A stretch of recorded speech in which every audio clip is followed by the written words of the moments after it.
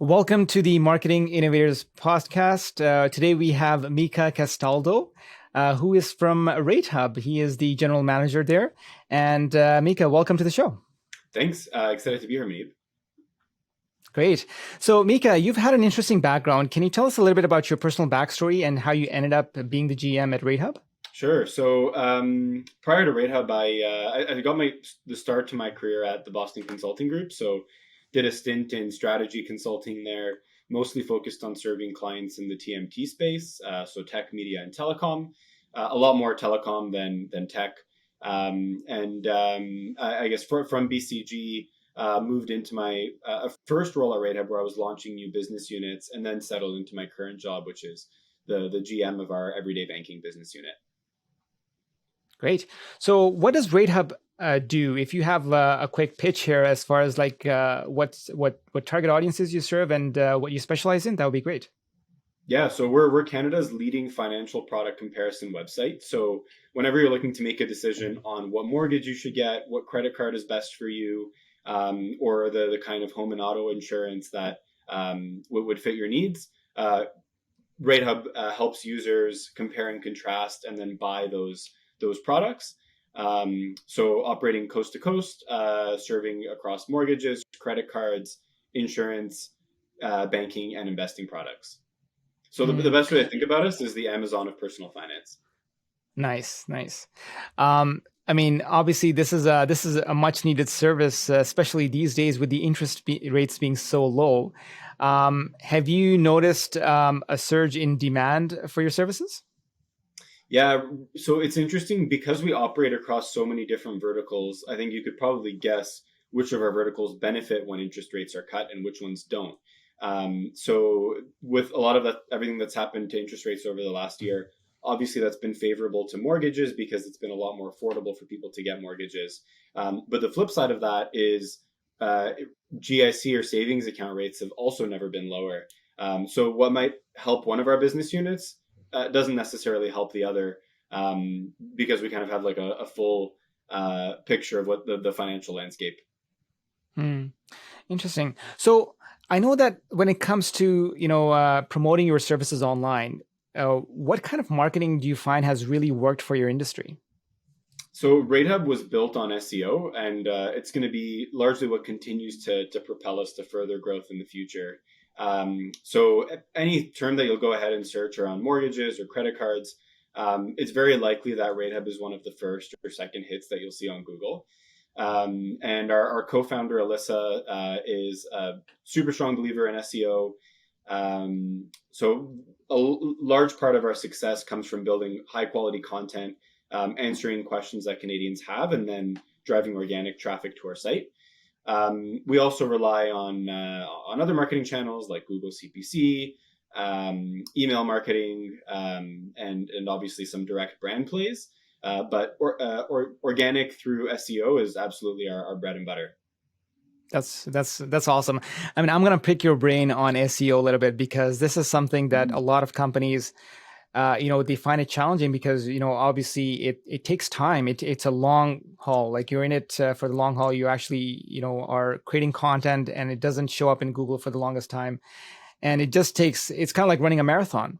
So I always say SEO is a bit of a science because Google's always changing their rules and they're always trying to make it more competitive because you only have, a certain number of positions on the first page. And how do you actually beat the Google game, so to speak? Yeah, the only way to beat the Google game is to not try to beat the Google game and work alongside Google. So I'll start off by saying what not to do, and then we can get into what you should do. So a lot of people will try to outsmart Google by automatically generating a bunch of pages, thinking, okay, if I have pages for every search parameter someone might be looking for, then that'll help me. Or people will try buying a bunch of low quality links, thinking that's going to improve their SEO. There's a whole bunch of things called like black hat SEO that eventually Google is going to catch up on. Google's goal is to make sure that the most relevant results are at the top. So any of those other tactics, even if they might give you short-term gains, won't build a steady base from which you can operate on. So on the flip side, I guess what we've been doing at Ratehub and what's worked for us so far is focus on building really high quality content that people want to read. Obviously, you have to do it strategically, looking at what are the keywords that have the highest search volume for the space that you're operating in. Make sure that you're incorporating those keywords into your content. But the key is to do all of that in a way that's natural and that doesn't feel gimmicky. And then there's a whole host of things on technical SEO as well, like page speed, how quickly the page loads, how Google will interpret certain technical measurements on your site, that you have to make sure that you have all of those on point as well. So to beat Google, really the only thing to do is make sure that you're putting out super high quality content, investing in staying on top of what the latest is in technical SEO. And Google changes their algorithm every few months. So whenever Google does something that they call a core update, it's important to read Google's release on what was included in that update, and take it seriously, stay plugged into the space, and make sure that you're moving in the direction that Google is. An example of that is there's some rumblings in the SEO space that content sharing, where I write a piece for your site, you write a piece for my site. A lot of people have been doing that in SEO with the hopes of generating links. There's been some talks that Google is going to start not favoring that kind of behavior when it's obvious content sharing. So something like that, for example, is what we did in the past at Ratehub, but because we know that that's likely not where the Google algorithm is going to go, trying to figure out other ways to generate high quality links instead. So it's really just playing nice, playing fair with Google, and trying to win the long game. It took us 10 years to get to where we are right now with Ratehub. We obviously had some SEO benefits within the first 3 to 4 years, but it's not the kind of thing that you're going to get results in a few months or even a year. It's you definitely have to be invested for the long haul. That's true. That's true. I mean, Google was born on basically ranking content, and they used links technically as votes towards that content. Obviously, the algorithm has evolved drastically since the inception of Google, but we find that as Google is becoming more and more competitive, or making things more competitive for organizations, they're really focusing on the user experience side of things, which has really played into the SEO game. And the recent update with the Core Web Vitals update, which has to do a lot with site speed and user experience and just how people browse through your content, I think has a lot to do with that.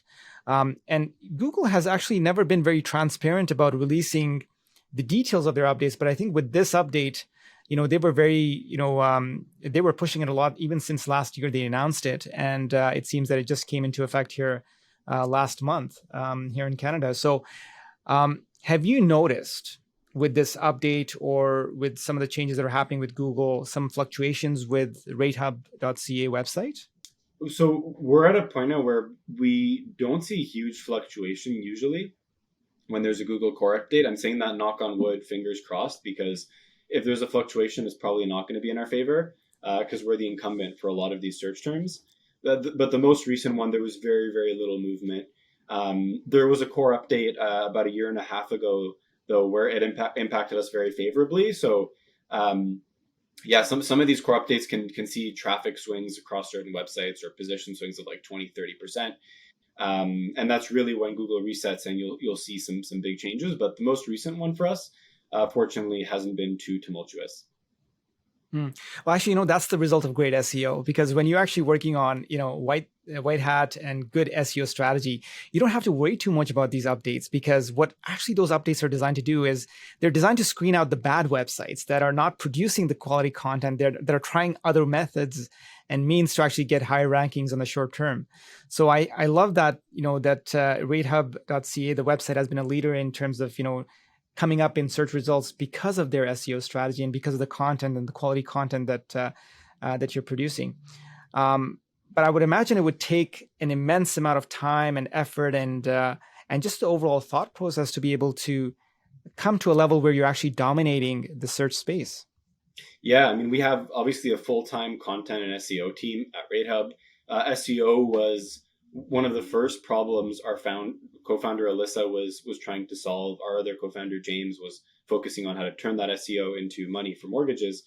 But it's a super long game that involves multiple people across the business. You have to, for us, our strategy is making sure that we're publishing high quality content on a weekly basis, refreshing our pages, but refreshing them in a way that's actually meaningful, not just changing a few words and calling it a day. So yeah, I mean, we have 2 full-time content writers right now, looking to onboard a new SEO person. It's a core part of our business, something that we think about a lot because it's one of our core revenue sources. Hmm. Do you find the different types of content can have a greater impact? So, obviously you write a lot of great articles on, and I've seen some of the content on the site. It's really insightful, very educational. So that's great from a user perspective. But are you finding that other types of content perform better than textual content? Yeah. So the types of the way I tend to think about types of content are landing pages versus blog. Hmm. And I think landing pages are the first and most important thing for a business to get right. I mean, if you're looking to start up and invest in SEO, a lot of businesses will go straight towards building a blog. The challenge with that is you'll get a lot of, you might rank for some of those blogs, which is the best case scenario. But even if you start ranking for those blogs, they're not designed for conversion. So let's say you're building a new candy company and you write blogs on the best types of candy for 2021. That's great. People will go onto your blog article, but usually blogs aren't designed in a way that you can easily convert that into money. So I think when I think about content and SEO, the lens of conversion is always layered on top, and landing pages are really what are designed for that versus blogs. So that's like a common mistake I'll see a lot of businesses make is they'll say, okay, we want to do SEO, we'll hire an SEO company to buy us a bunch of sketchy links, and then we'll start writing a blog. And then they'll be surprised when that isn't turning into results. And it's because really it's a longer term game, but the content that has the best results for Ratehub directly answers users' questions, is related to high search volume content, and is usually structured in a landing page format. Blogs absolutely have their place. We have a blog at Ratehub. We publish stuff every week. But that's not going to be where the largest revenue opportunity is for SEO versus landing pages. Absolutely, yes. I mean, obviously, you're designing those landing pages to convert audiences. So I think that from that perspective, when people land on the page and they're consuming the content, they find value in it, they're more willing to actually share their information and ultimately enter their details. Um, Mm-hmm. so, how do you track the activity? Like, I mean, are you utilizing any analytics specifically to see what content is working well versus others? Yeah, I mean, analytics is our bread and butter at Ratehub. We have a huge analytics team and always looking to grow it. So there's a whole host of different things that we track. I'll break it down into pure SEO metrics and then everything else. So in terms of pure SEO, obviously we track visibility on site, the ranking, the keyword volume, and we'll use the same tools as everyone else does for that, SEMrush, that kind of thing. But then that'll just tell us whether we're doing the right job in terms of our position on Google. Everything else after that, I think, is where things get a lot more interesting, and is where we've made a lot of investments in our analytics over the last couple of years, where it's seeing obviously not just what are the users to your site, but down to what are all of the buttons that they press from when a user lands on your site, anonymized, of course. What's the path that they take? How are they interacting with each of your pages? How are they converting? And then that helps us obviously optimize our pages so that they're higher converting, better user experience. But we'll be able to track interaction from when a user lands onto our page to when they bounce off, and see what the most common paths are. Hmm. So I know that there's a lot of regulations when it comes to promoting services such as Ratehub online, especially through paid means, right? Facebook has a lot of barriers there. So are you utilizing any paid channels as well? And are you utilizing Facebook marketing? Yeah, Facebook marketing hasn't been hugely successful for us. So what we Yeah. do is Google CPC, which is more closely related to our SEO work. Um, but yeah, there's a lot of strict regulation when you are publishing ads in the financial sector around, for example, how you display interest rates versus annual fee rates for credit cards. And I think we found that Google CPC tends to work really well for us. I'm sure there's other companies in the financial services space that have made Facebook work for them. It just hasn't been something that has been effective for us. But I think when anyone is starting to look at paid channels, It's super important to make sure that you're tracking the return on ad spend really tightly. Because you could be investing money into something thinking that it's profitable based off of how many people click on it, but if they're not taking the desired action at the end of the day, it's likely wasted money. So yeah, Facebook isn't something that we've used a lot of, but Google CPC for sure. And do you find that Google CPC has been a good return on investment? Because I know that right now there's a lot of saturation in the space of just Google AdWords. Are you finding that is really cutting into your lead acquisition costs? Yeah, you'd think with our position in organic rankings that there'd be a ton of cannibalization or that it wouldn't be profitable for us, but it's been surprisingly effective. I think I've heard a stat recently that I think 40% of people who land on a Google page will actually click an ad. And everyone always thinks like, who are the people clicking the ads? I'm not clicking an ad. I'm sure you're not clicking an ad. But when the ads are relevant and valuable, people are clicking them. We want to make sure we're participating in that audience share. And then using Google CPC is what allows us to do that. Yeah. I was reading this article about just intent-based marketing, and Google's really good at tracking activities and what our intent is, especially when we have, when we're looking to buy something, when we're looking to invest in something, and or asking a question, searching for an article. And I think, over time, that has really fueled the AdWords side of things, and businesses find that they're getting a lot more activity because of investing in AdWords. While Facebook, on the other hand, is a slightly different channel. Obviously, you can actually be very specific in targeting, although with certain rules and regulations that actually have released due to privacy and so forth. Now there's limitations as far as what data you can get from your audience, but it's still pretty powerful based on what you're trying to achieve. So it's good to know that you're actually utilizing some of these means and obviously finding some challenges with other channels too. Have you tried any LinkedIn marketing at all? No. LinkedIn, I think, is usually super effective for B2B marketing because of the type of business that we are, which is highly B2C at the point of purchase. LinkedIn isn't something that we've looked into yet, but there's a whole host of other businesses where I'm sure LinkedIn would be super effective. But yeah, Google CPC is mostly what we'll be focused on. I think an added point on that is a lot of businesses, when they'll start off and they want to focus on SEO to acquire customers, are often much better off just spending money on Google CPC because it's a fast way to make sure that you're getting the ranking that you want and test your product immediately in front of users. So for any businesses that are looking to start off, invest in SEO, I often find that Google CPC is a tool that can help carry you until your SEO rankings are kind of where they should be. So that's kind of how I'll think about the difference between when to use Google CPC versus when to use SEO. But LinkedIn marketing, yeah, I'm sure super helpful for SaaS companies, for example. But for Ratehub, it's not where our audience usually is. I see. Now, just shifting gears a little bit here, because obviously you've been with Ratehub for a little over a couple of years, and you've gone through the experience of obviously this transition through COVID.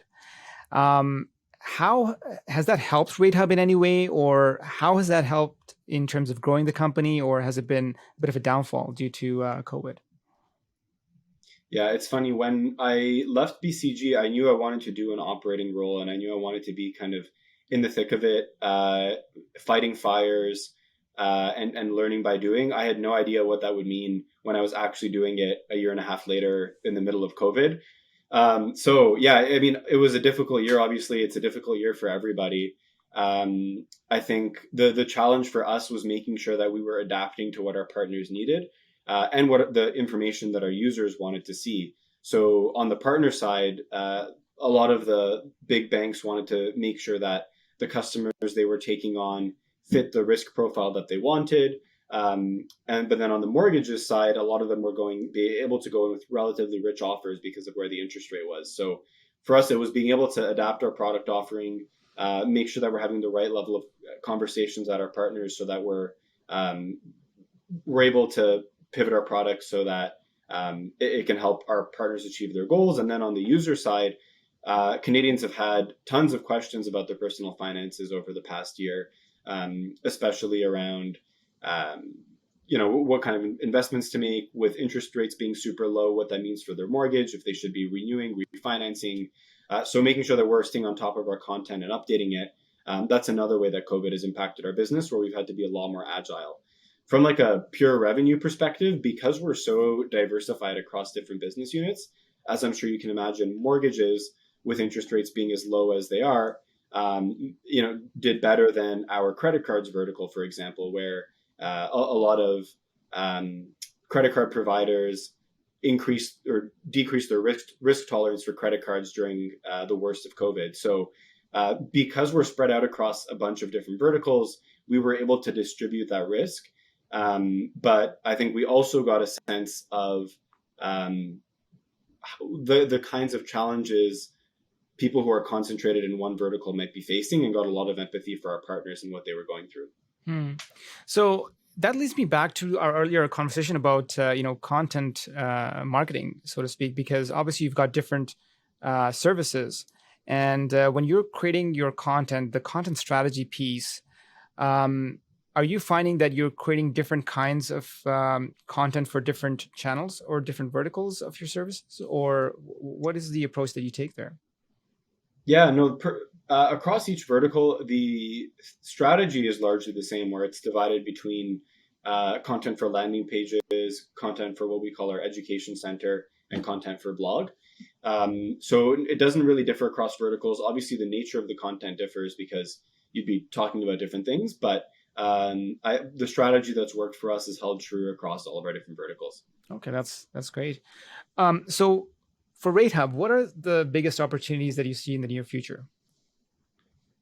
Yeah, so I'll talk about Ratehub in general, and then I'll talk about my little corner of Ratehub, which is our everyday banking business unit. So our goal for Ratehub is to be the best place to compare and then buy financial products in Canada. So on the mortgages side, we've invested a ton of work in improving our digital brokerage experience.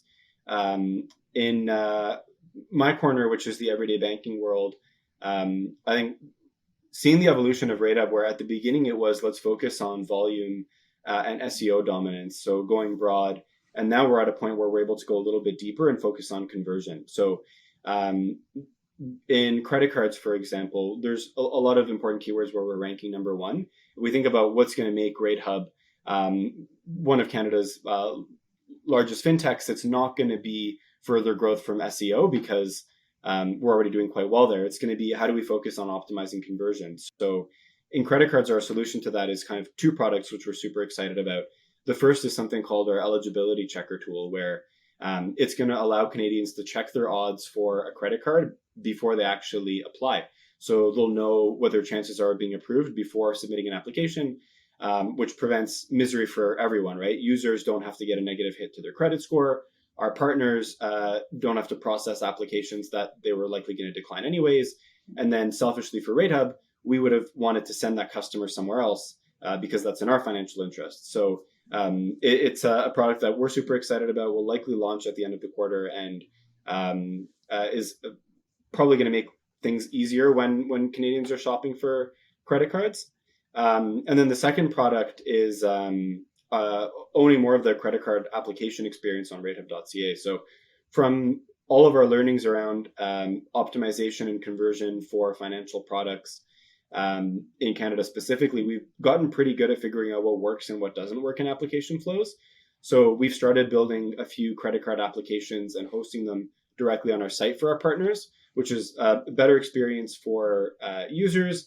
But then for Ratehub and our partners, usually it means that it's converting 400 or 500% better than when that goes to the partner site. So really, if we're thinking about what is going to 10x Ratehub's business from here, it's all of the opportunities in conversion. Excellent.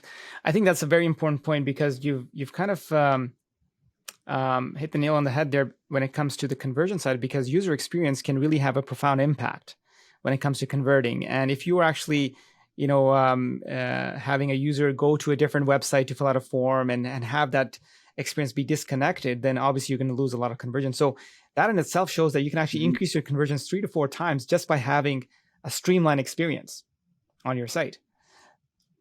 100%. And we've seen some international players that do the same thing as Ratehub. They've been able to increase it far above that by owning things on their website, and then building tools similar to the eligibility checker. So we're lucky in that there's a lot of international players who have been doing the same thing, solving the same kind of problems that we're trying to solve. But multiple proof points for conversion really matters. And you can see significant growth from investing in user experience and conversion, especially when the growth from SEO, for example, starts tapering off. That's true. Yes. Yeah. Yeah. I mean, I think that's really important. I think from also, I know Google is also tracking this now, is that they are seeing based on the activity on basically websites that are more engaging, where people are going through the different steps and filling out forms and actually reaching those conversion goals. Google is prioritizing those websites in terms of rankings too, because at the end of the day, they're delivering a better experience. You're getting more conversions and they're accessing more pages on the website. They're spending more time. It all helps in your search engine rankings as well. Absolutely. So Mika, we've kind of covered a lot here today, and I'd love to hear more about your background. Let's say if you were to go back 5 or 10 years, what advice would you give to your younger self?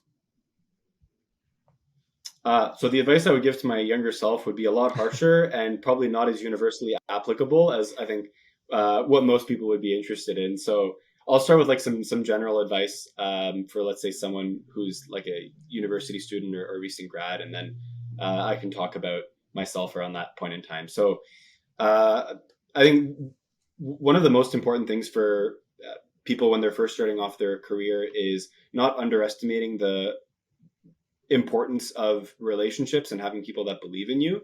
I know it sounds cheesy and it's somewhat of a truism at this point, but it's a lot of people will think early in their career that if they're the best at one specific technical thing, that'll be what takes them to the next level. And especially in my time at BCG, this was a mentality that was pervasive with some people, wasn't with others. But what I think can help a lot of people early on is find people that believe in you, create value for them, help them out. And then that'll really be what will accelerate doors opening for you. It's what's helped me tremendously, having a lot of mentors that believed in me, were willing to open doors for me. So I think really investing in relationships early on is the universally applicable advice I would give to myself 5-10 years ago. It would be to get my head out of books and start doing some stuff in the real world. But that is my specific problem as a university student. That's wonderful. So based on your experience and challenges that you've overcome, if there's one big takeaway that you could give to our listeners today, what would that be? So from a marketing angle, it would be volume and SEO is great, but it's not the right fit for everyone, especially for smaller businesses. Don't underestimate the importance of Google CPC. It is difficult and it takes time to build your rankings on Google. So rather than doing a half-assed job, for lack of a better word, on SEO, I think for smaller businesses, focusing on Google CPC can be super helpful from an SEO perspective.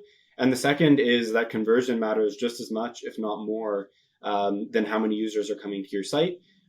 So investing and over-indexing on user experience is something that we believe in really strongly at Ratehub, has been yielding dividends for us already, and I think can help a lot of people. Wonderful.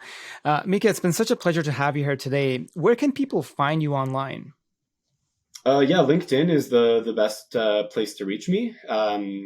Mikael Castaldo on LinkedIn, and connecting from there would be great. Awesome. And we'll definitely include a link to your profile as well as Ratehub too, so people can learn about the services that you provide. And thank you so much for coming in today. It's been such a pleasure to chat with you today. It's been a pleasure, Mandeep. Thank you so much. Excellent. You take care and have the best of success, okay?